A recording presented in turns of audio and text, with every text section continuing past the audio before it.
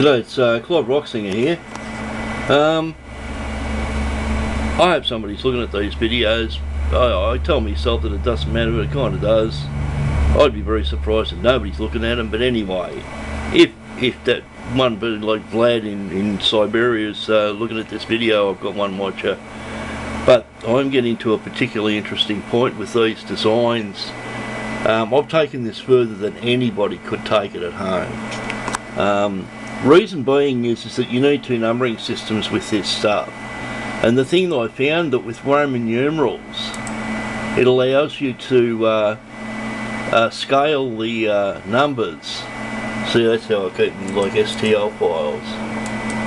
See, it shows you the STL file and see how they're all separated. So you've got your work files, and the early ones are creating all the fundamental hole cutting things, and you know, when you're taking bits out of them, and then you get to the last one, and that is the one that converted directly into the STL file. All these are builds, earlier builds in due process of building whatever I'm doing. So it's a very good process. But this is getting really advanced now. I just hit 100, and that's only just of this. This is about the fourth version of this particular model. This is getting really complicated now. This is actually it here. What this is for, I'm trying to build a dial gauge, and the thing that I'm looking at is how much stretch is in chord. And I'm now going to go into hit textiles. I paid $40 for a book on textiles. I'm now going to have to start studying chord and also springs. I can buy springs now. So now I'm going to start studying both chord and strings. I've got some stuff there that's linen. This is very, very strong stuff. You can pick up about 20-30 pound with that. But this is getting so advanced that regular processes would have failed. And this is the intricacy of this is amazing. If you look in there, I'll take that off there. If you look in there, see that tiny slot there? You've got to feed a little hook and pull that cord up through it, and then tie a knot in it. And that's what that is. And it's got a little recess in there where the knot sits in there. And the idea is that when it rolls over the top of that, it doesn't have a lump where the knot is. And this has got bearings and everything, and it's amazing. I had to take a few thou. I've now got assembly processes I've got to do. I had to take a few thou off that screw, and that's old school. That's an old blade head.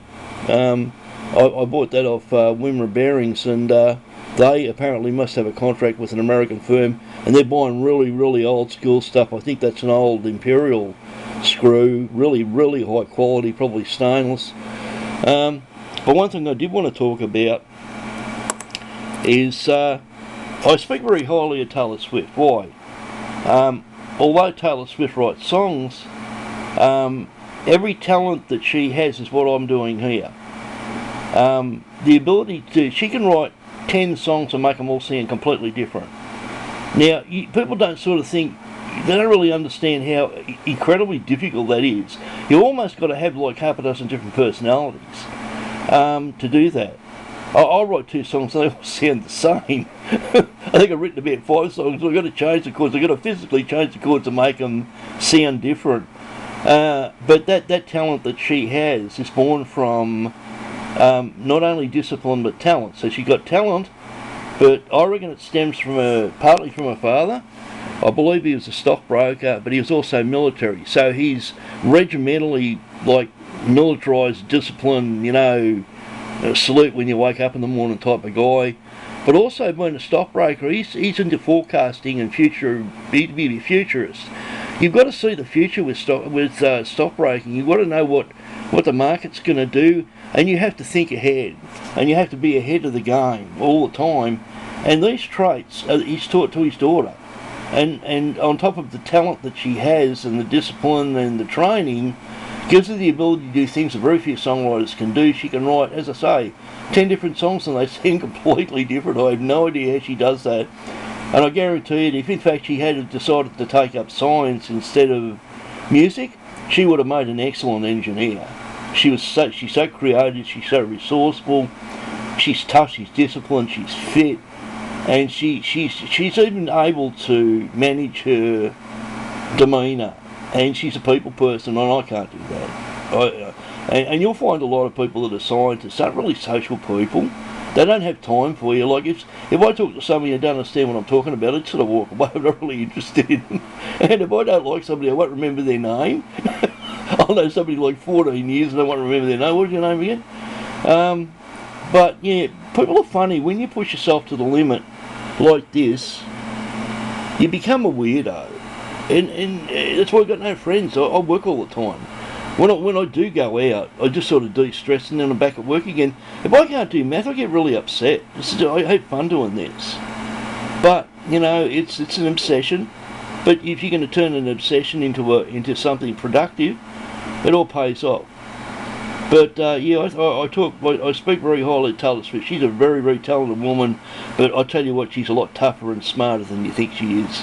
She comes across as a bit of a girly girl and happy and talking about her private life, but by Jesus, the work that woman does, you only got to look at her physique.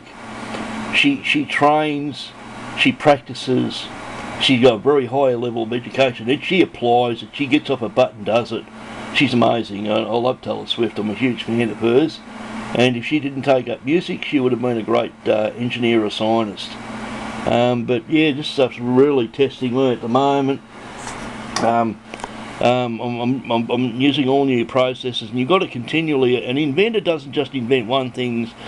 You got to invent one thing after another, after another, after another, after another. It's a cascade of hundreds of ideas to come up with an end design of your own design or your own concept.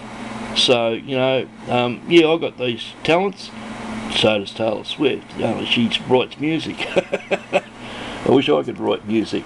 Anyway, yeah, I'm going pretty well with this wheel. I love that, with the little bearings. But anyway, Clive Rocksinger over and out.